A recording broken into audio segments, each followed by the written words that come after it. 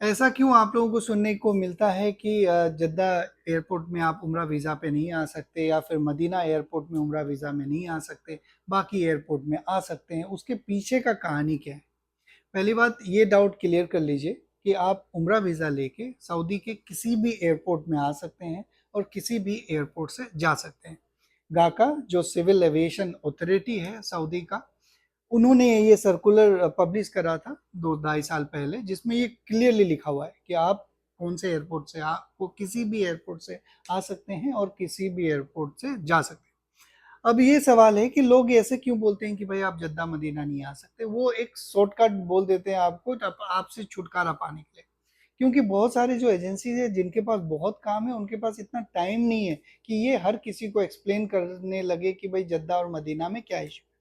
तो आज मैं आपको बताऊंगा कि क्यों जद्दा और मदीना में लोग बहुत रिलेक्टेंट रहते हैं वीजा एप्लीकेशन एक्सेप्ट करने के। जद्दा और मदीना जब आप अराइव करते हैं तो वहाँ पे जो नुसुक के स्टाफ रहते हैं, उनका काम ये रहता है कि जो हाजी आ रहे हैं उनको सही सलामत उनको बस में बैठाए और वो मक्का और मदीना अपना पहुंच जाए, ताकि उनको यहाँ प्रॉब्लम ना हो, कोई लोग उनको मिसलीड ना करे।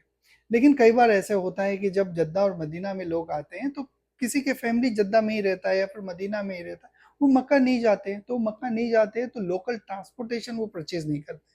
जब परचेज नहीं करते हैं और जब एयरपोर्ट से आप बाहर निकल रहे होंगे तो एग्जिट गेट से पहले कई बार रेंडमली जो आपका वीज़ा चेक करते हैं, उनका नियत सही रहता है कि भाई आपको आपके बस तक, आपके ट्रांसपोर्टेशन तक पहुंचाया जाए।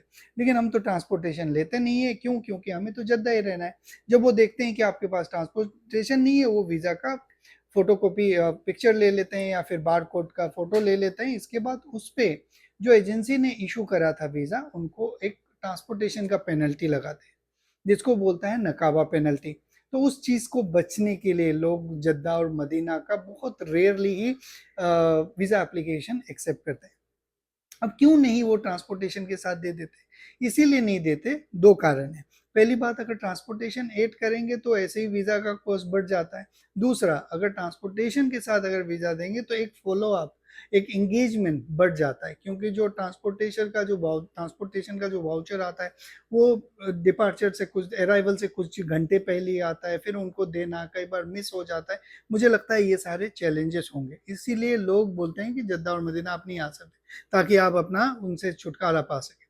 ओके, जहाँ तक मेरा सवाल है, जब मैं आपसे आप मुझसे कोऑर्डिनेट करते हैं वीज़ा के लिए, तो मैं हर एक लोगों को ये एक्सप्लेन करता हूँ, ताकि आप जब मुझसे जाएं बाहर तो एक इन्फॉर्मेशन लेके जाएं कि भाई मैंने ये नहीं बोला था कि जद्दा और मदीना आप नहीं आ सकते।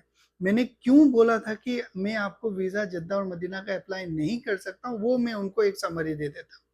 बहुत सारे ऐसे लोग हैं जो ये बोलते हैं कि ठीक है, अगर सिर्फ पेनल्टी आया तो हम आपको अनकंडीशनली आप पतोरा दे दीजिएगा, इनवॉइस हम पे करेंगे।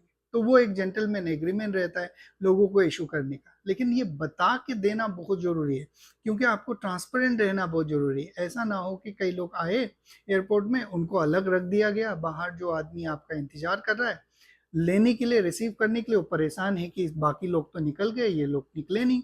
और कई बार दूसरे गेट से उनको मक्का पहुंचा दिया जाता है, फिर वो नाराज होते हैं, आपको बोलते हैं कि आपने नहीं बताया, आपने बताया हमारा परिवार को प्रॉब्लम हो गया। तो वो आपको भी एक रिग्रेट रहता है कि भाई देखो, एक हैप्पी मोमेंट होने वाला था लेकिन उससे पहले ही प्रॉब्लम हुआ। ये सारी चीज़ें होता है, तो वो रिग्रेट से बचने के लिए मैं आप लोगों को ये सारी बातें पहले ही बता देता हूँ।